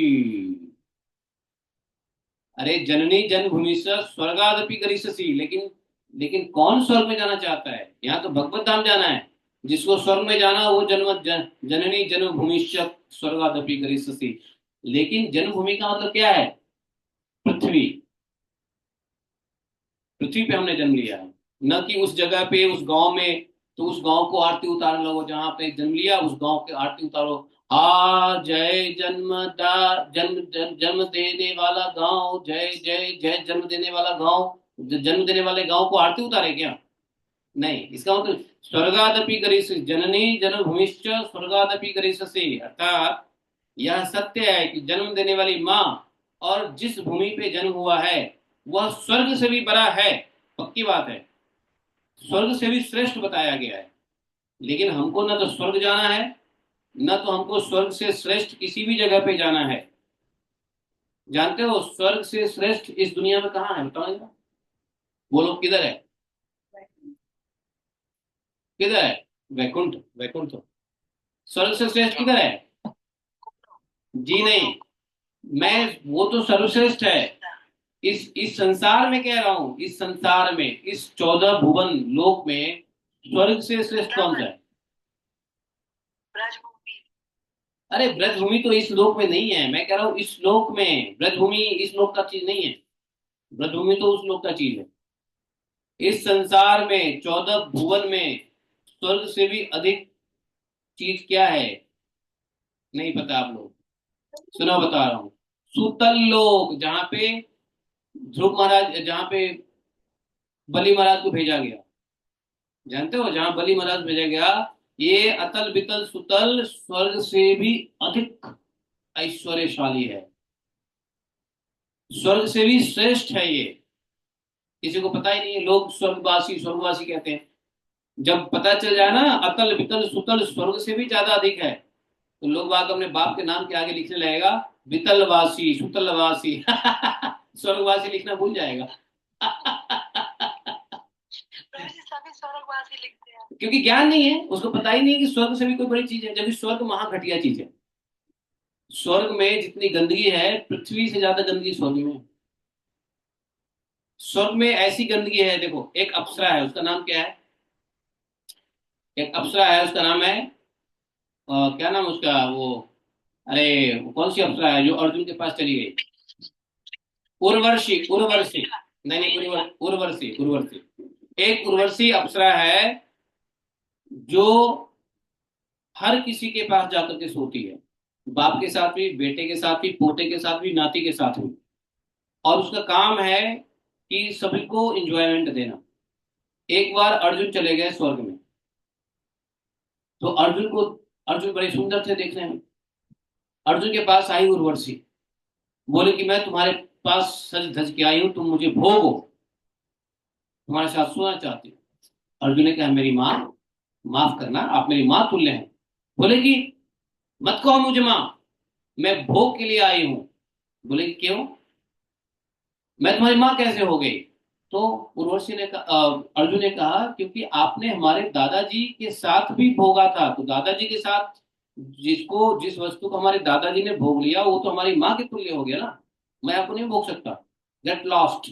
उर्वशी ने, पता है, इसीलिए अर्जुन को श्राप दे दिया, जाओ तुम वो बन जाओ, क्या बोलते हैं उसको, नपुंसक बन जाओ। तो इसलिए बृहन लल्ला बन के आए और उसी के श्राप से 12 साल तक अज्ञातवास में अर्जुन को बृहन लल्ला बनना पड़ा, नपुंसक बनना पड़ा। हाँ सॉरी, अज्ञातवास 1 साल का था, तो 1 साल उनको बिताना पड़ा उसी अप्सरा के श्राप के मुताबिक। तो जानते तो हो, ये कैसे पावरफुल हो गई वर्षी जब? पावरफुल नहीं है, ऑफ कोर्स अप्सरा लोग भी श्राप दे सकते हैं, ये स्वर्ग लोक में रहने वाला चींटी भी श्राप दे सकता है आपको तो वो पावर है उनकी, योग शक्ति है। तो स्वर्ग तो और ज्यादा टेंशन का काम है, यहाँ से भी ज्यादा गंदगी स्वर्ग में, यहाँ से ज्यादा लड़ाई स्वर्ग में है, यहाँ से ज्यादा ईर्ष्या सब स्वर्ग में। तो स्वर्ग बहुत अच्छी चीज नहीं है भाइयों। आपको लगता है स्वर्गीय, स्वर्ग जिनको जो अपने बाप के आगे लिखता है ना स्वर्गीय, वो समझ लो बेवकूफ है, स्वर्गीय बेकार है। हाँ वैकुंठवासी लिख सकते हैं, उससे तो अच्छा लिखो कि अतलवासी सुतलवासी बितलवासी तलातलवासी। अतल वितल सुतल में ज्यादा स्वर्ग से अधिक ऐश्वर्यशाली है वो जगह।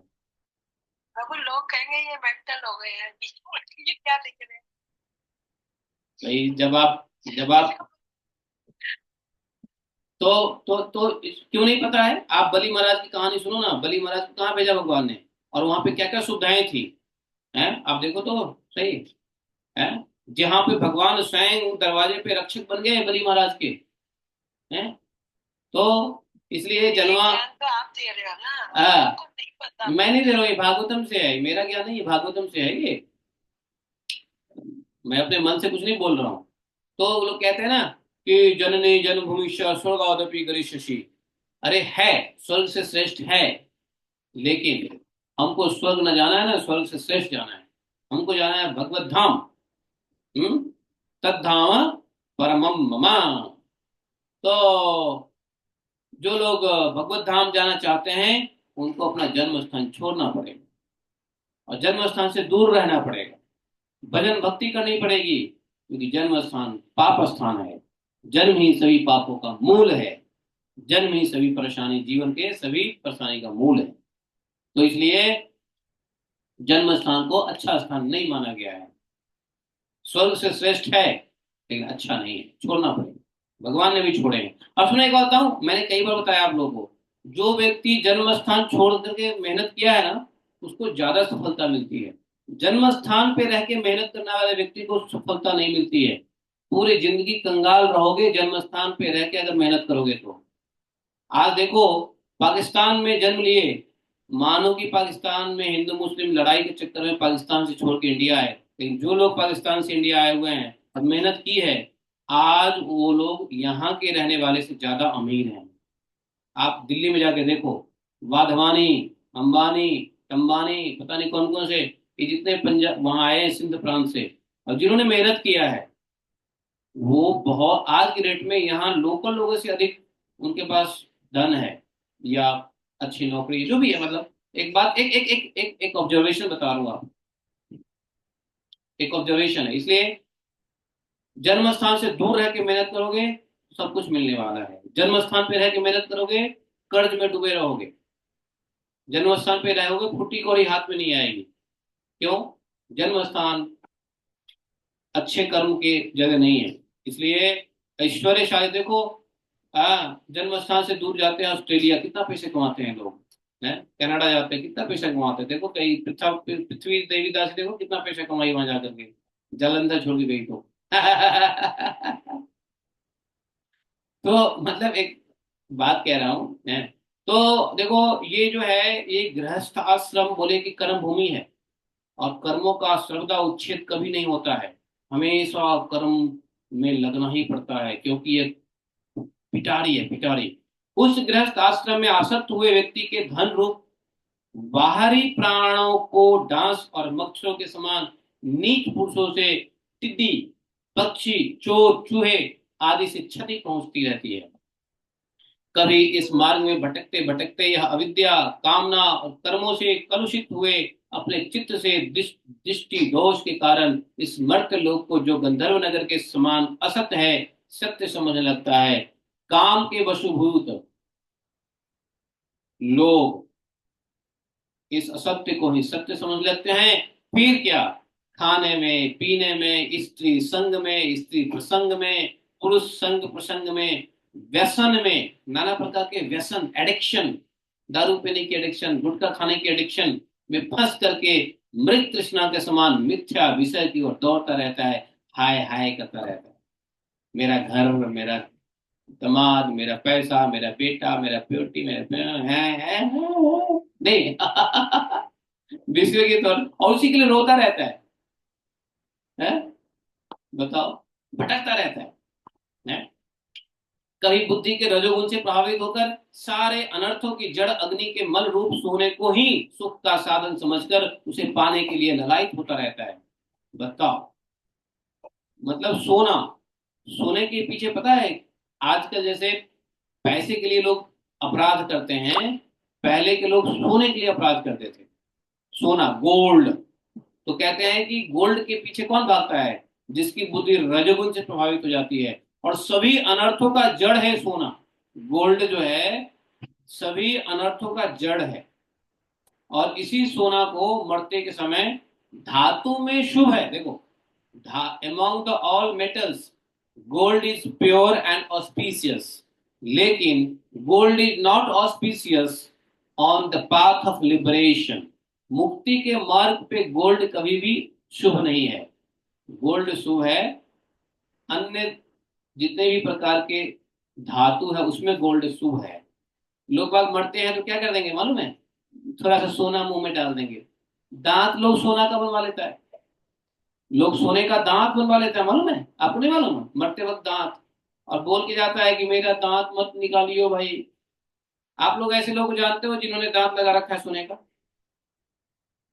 है, लोग सोने का दांत लगवाते हैं और मरने के बाद कहते हैं कि थोड़ा सोना डाल दो, शुभ होगा। अरे शुभ क्या होगा? वो अनर्थ का जड़ है सोना, दोबारा से इसकी मृत्यु हुई है, दोबारा अनर्थ ही होने में आएगा। बताओ। कभी भी सोना मुंह में मत रखना, अपने किसी भी व्यक्ति का जो शरीर छोड़ रहा हो, कभी भी सोना मुंह में मत रखना। यदि उसका अत्यंतिक कल्याण चाहते हो, भगवत कल्याण चाहते हो, तो अगर उसको चाहते हो कि संसार में फंसाए रखें, अनर्थ कर्मों में फंसाए रखें, तो सोना डाल दो मुंह में। ये ज्ञान नहीं है लोगों को। ये आप लोग, पता नहीं आप लोग के यहाँ ये रूल है कि नहीं, मेरे यहाँ तो रूल है, लोग वक्त मरते हैं तो सोना मुंह में डाल देते हैं थोड़ा बहुत। हाँ प्रभु, वो जो मिलाते हैं तो जो अस्थियां होती है ना, उसकी पोटली में भी डालते हैं ये सोने का टुकड़ा, पैसे सोने का टुकड़ा। हाँ, ताकि वो और अनर्थ योनि में जाए। देखो कितनी बेवकूफ वाली बात है, नहीं है? तो कहते हैं कि सोने को के पीछे ललायत होता रहता है। जैसे वन में जाड़े से ठिठुरता हुआ पुरुष, अरे सोना तो जिंदा में दे दो ज्यादा खुश हो जाएगा, मरने के बाद क्यों देते हो? जिंदा में सोना दे दो, खुश हो जाएगा व्यक्ति, मरने के बाद देने का क्या फायदा है? उल्टा मरने के बाद तो ज्यादा नुकसान है सोना देने से, नहीं? इसलिए भाई सोना अगर अपने माँ बाप को देना हो तो जिंदा में दे देना, मरने के बाद मुंह में मत डालो।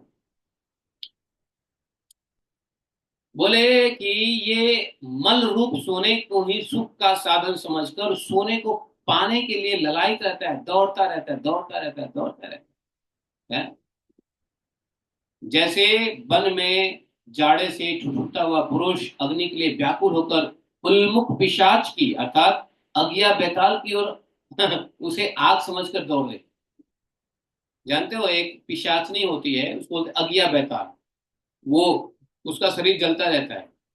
तो लोग ठंड से ठंड से ठिठुरता हुआ आदमी को कहीं भी आग दिखेगा तो जाएगा ना, तो वो आग देखता है और आग के पास जाता है, लेकिन उसको पता नहीं है कि अज्ञा बैताल है, जाने पे मार देगा हमको। लेकिन ठंड से ठिठुर रहा है, आग दिख गया, जाओ, अरे देखो आग वो अज्ञा बैताल है या वास्तव में अग्नि है। तो बोलते हैं कि ये अज्ञा बैताल है सोना। सोना दिखता है बहुत बढ़िया है, हैं? लालची लोग सोने के पीछे भागता है, लेकिन वो है अज्ञा बैताल, जाओगे तो जला देगा, नाश कर देगा। कभी इस शरीर को जीवित रखने वाले घर, अन्न, जल और धन आदि में अभिनिवेश करके इस संसार अरण्य में इधर उधर दौड़ धूप करता रहता है, इस संसार जंगल में दौड़ धूप करता रहता है। कभी अन्न जल का भी त्याग कर देता है, कभी कभी भूखे प्यासे मेहनत करता रहता है धन के लिए। है? ये शरीर, जबकि अन्न जल शरीर को जीवित रखने के लिए, अन्न जल बना है शरीर को जीवित रखने के लिए, न कि शरीर है अन्न जल को भोगने के लिए। अन्न जल का प्रयोग है सिर्फ शरीर को जीवित रखने के लिए। लेकिन आजकल लोग अन्न जल खाए जा रहे हैं, खाए जा रहे हैं, 2 बार 4 बार 10 बार खाए जा रहे हैं। किस लिए? पैसा है, भोगना है, खाएंगे नहीं तो क्या करेंगे? है? तो और इसमें अभिनिवेश करके, अन्न जल और धन के अभिनिवेश में वह पूरे संसार में, संसार के जंगल में दूर इधर उधर दौड़ता रहता है, दौड़ धूप करता रहता है। कभी इंडिया, कभी ऑस्ट्रेलिया, कभी कनाडा, कभी अमेरिका, कभी दुबई, कभी दिल्ली, कभी अबू धाबी। नहीं माता जी अभी अबू धाबी में है। तो क्या होता है? ये सब अभिनिवेश का कारण है। ये शरीर को जीवित रखने के लिए है, ना कि इसके पीछे भागने के लिए, ना कि इसके पीछे भजन भक्ति छोड़ करके भागने की चीज नहीं है। ये अन्न जल धन, ये अन्न धन जन जीवन के लिए है, न कि जीवन इसके लिए। ये कह रहे हैं, समझो इस बातों को। कभी भवंडर के समान आंखों में धूल झोंक देने वाला स्त्री गोद में बिठा लेती है। है कि नहीं? कभी बवंडर के समान आंखों में धूल झोंकने वाली स्त्री गोद में बिठा लेती है। जैसे स्त्री गोद में बैठ जाए तो आदमी की बुद्धि बेकार हो जाती है, नहीं है? स्त्री गोद में बैठ जाए तो इतना मतलब आंख से दिखता ही नहीं है कुछ। जैसे बवंडर में कुछ नहीं दिखता। बवंडर जानते हो? बवंडर, बवंडर उड़ता है ना, उसको क्या बोलते हैं? टर्मोल, क्या बोलते हैं उसको? टर्मोल क्या बोलते हैं उसको? हाँ। तो नहीं, टर्मोल मतलब क्या बोलते हैं? एक और इंग्लिश का वर्ड है, टर्नाडो। टर्ना टर्नाडो, यस टर्नाडो। तो टर्नाडो जब होता है तो क्या होता है? आंखों में कुछ नहीं दिखता, आंख खोल भी नहीं सकते। टर्बुलेंस प्लेन में होता है टर्बुलेंस, हाँ टर्नाडो। ओके। तो उसी प्रकार से कह रहे हैं कि खासकर ऐसे व्यक्ति जो सोने के पीछे भाग रहे हैं, अन्न जल धन को ही सब कुछ समझ करके भागे जा रहे हैं बवंडर के समान। और खासकर उसमें जब स्त्री गोद में बैठ जाए तो उसका तो आंख और भी नहीं है। ये हाल है, बताओ। सच में हे भगवान, भगवान बचाए हैं। भगवान ही बचा सकते हैं इस संसार में, और कोई नहीं बचा सकता है।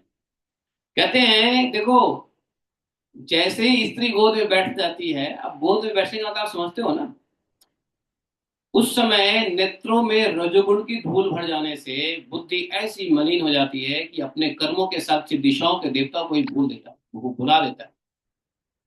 कर्मों के साक्षी देवता कौन है मालूम है? कर्मों के साक्षी देवता है ये जितने भी 10 दिशा हैं। 10 दिशाएं हमारे कर्मों के साक्षी होते हैं, उत्तर दक्षिण पूर्व पश्चिम, और 4 कोने, और आकाश और पृथ्वी। ये 10 दिशाएं हैं जो मनुष्य के कर्मों के साक्षी होते हैं, और 10 दिशाओं के देवता होते हैं। इनको भी भुला देता है। उसको पता ही नहीं है कि हमको किस दिशा में जाना है।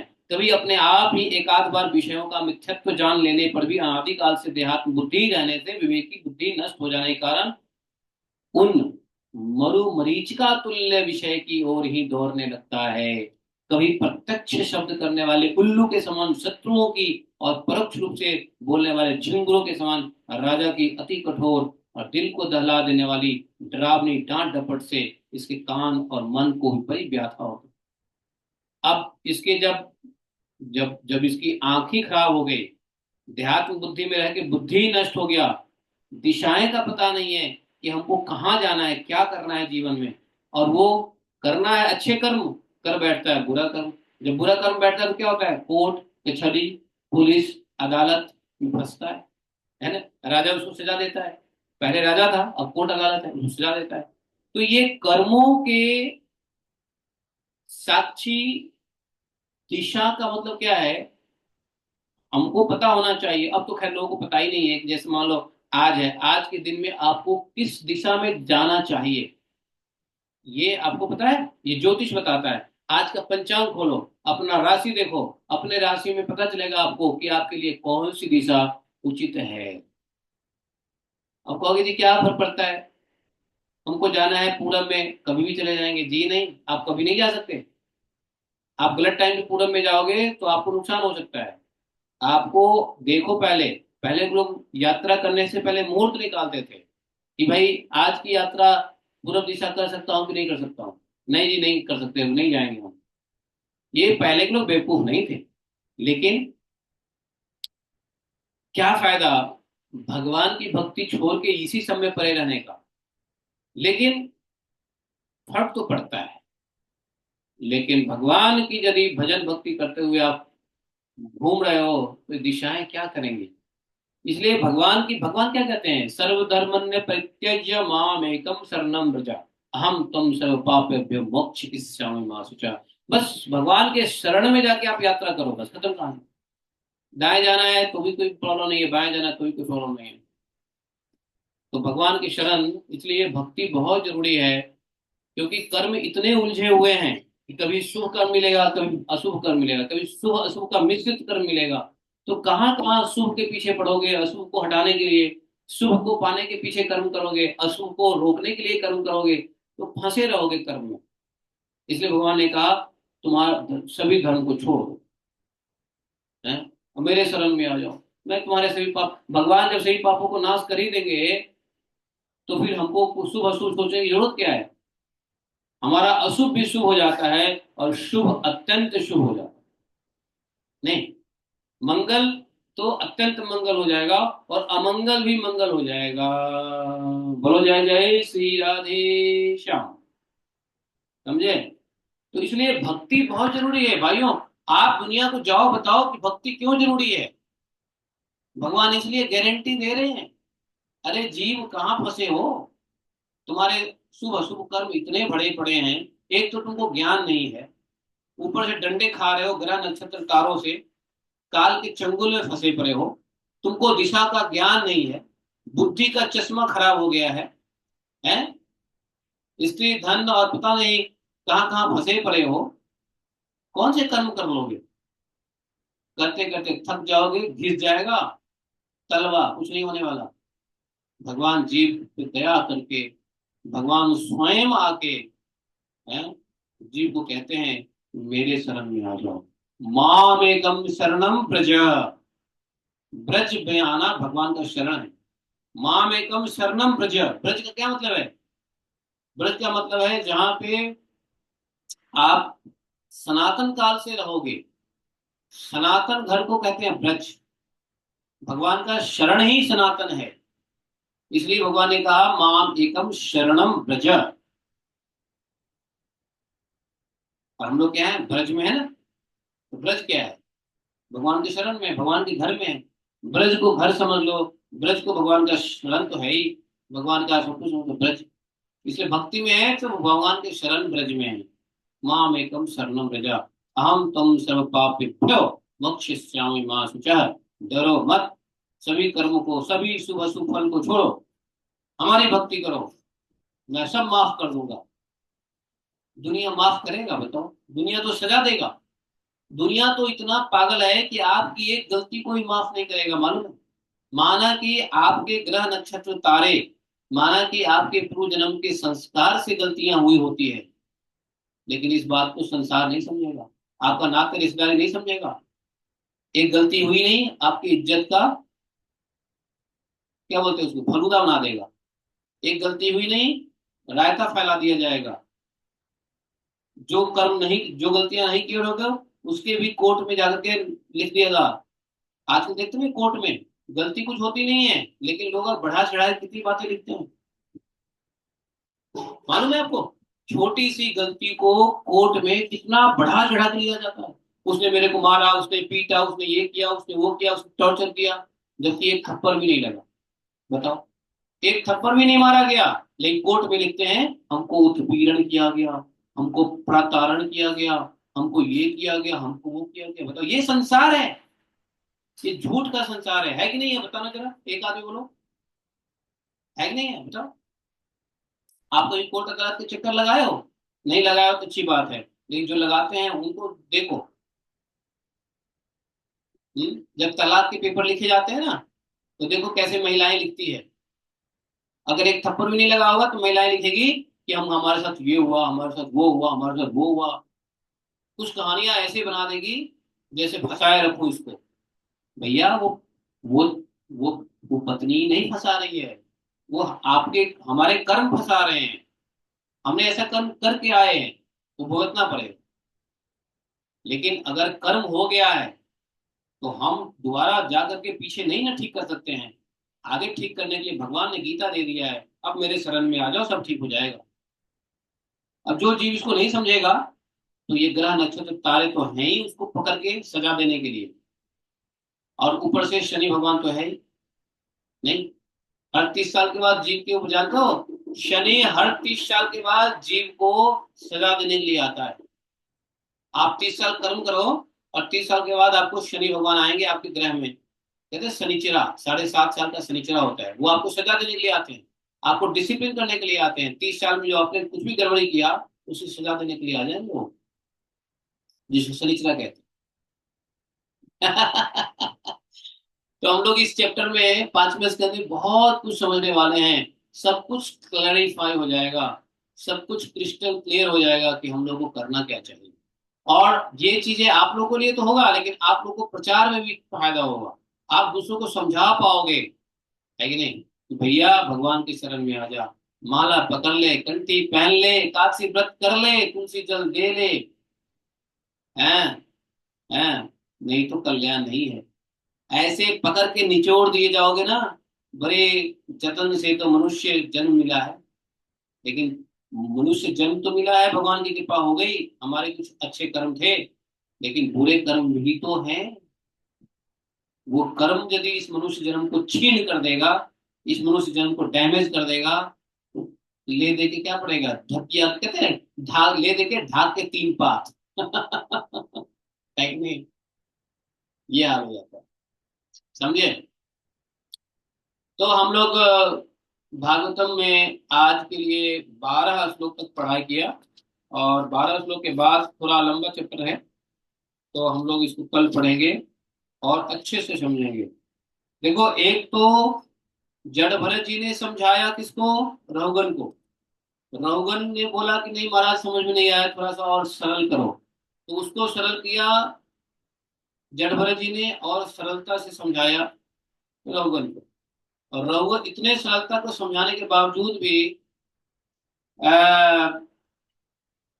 परीक्षित महाराज ने पूछा तो सुखदेव जी और सरलीकरण करके समझा रहे हैं, और उसमें भी ज्यादा मैं आपको थोड़ा सरल करके बता रहा हूं।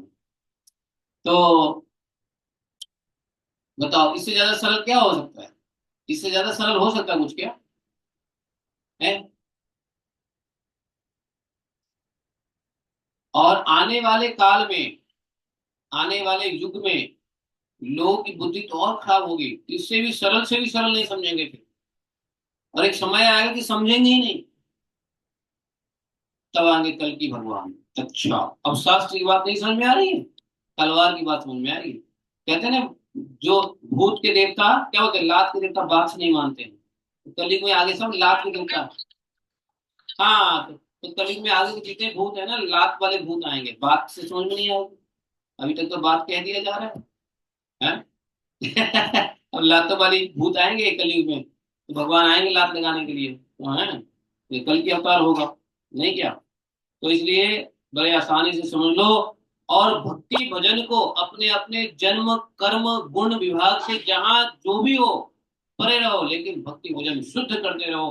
भगवान से, भगवान के पास जा करके जब हाथ जोड़ते हो ना, तो ये सब बातें याद रहनी चाहिए, जब भी जाके आंखों में आंसू आएगा। आंखों में आंसू क्यों नहीं आता है? क्योंकि हमें अपनी बात ही याद नहीं रहती, हम इतने पतित आत्मा है, याद ही नहीं रहता है। हम तो सोचते हैं वाह बहुत बढ़िया, परफ्यूम डिओड्रेंट लगा के आ गए, first class hat boot shoot लगा के आ गए, कुर्ता पहन के आ गए, मैं तो दुनिया का सुखी व्यक्ति हूँ, मैं तो बड़ा कर्म बनाया हूँ कि मैं अमेरिका में बैठा हुआ हूँ, मैं तो सबसे बढ़िया व्यक्ति हूँ, है। और तो कहा ये सब बात ध्यान में रहेगा तो भगवान के सामने आंसू नहीं आएंगे। भगवान के सामने आंसू तब आएंगे जब हमको ये पता होगा कि बताओ हमने कितनी बड़ी गलती करी है? कि राधा रानी की कृपा से हम कितने दूर बैठे हैं। हम राधा रानी की कृपा हुई है कि अपना धाम निज लेके यहाँ आए हैं, लेकिन हम अपने कर्मों की वजह से इतना दूर बैठे हैं।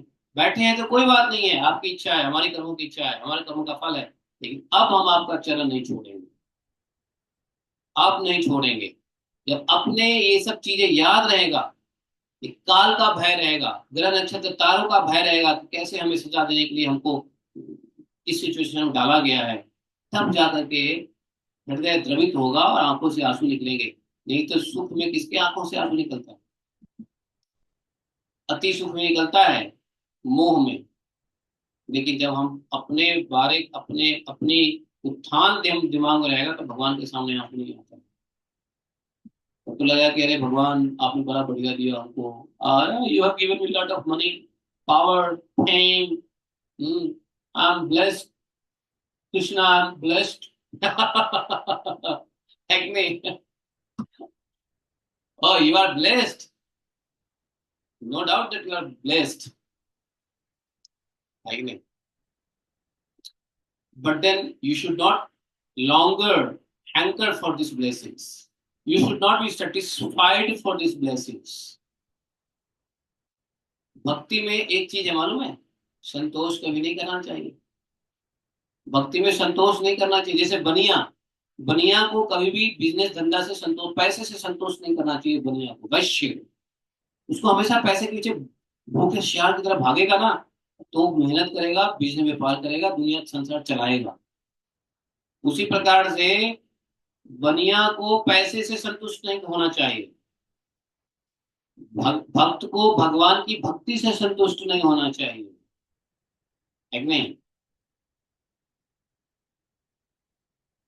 शिष्य को गुरु की सेवा से संतुष्ट नहीं होना चाहिए, समझे? अगर गुरु की सेवा से शिष्य संतुष्ट हो गया, शिष्य वहीं पे गिर गिर जाएगा। भक्ति से भक्त खूब संतुष्ट हो जाएगा, हाँ हाँ मैं तो बहुत भक्ति करता हूँ अब,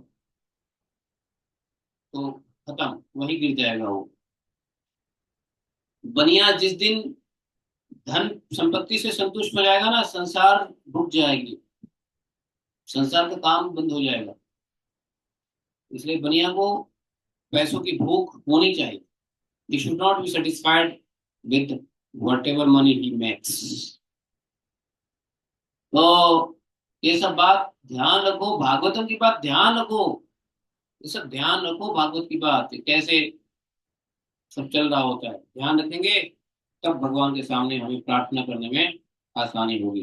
बोले रुद्राक्ष श्रीमद् भागवतम की जय।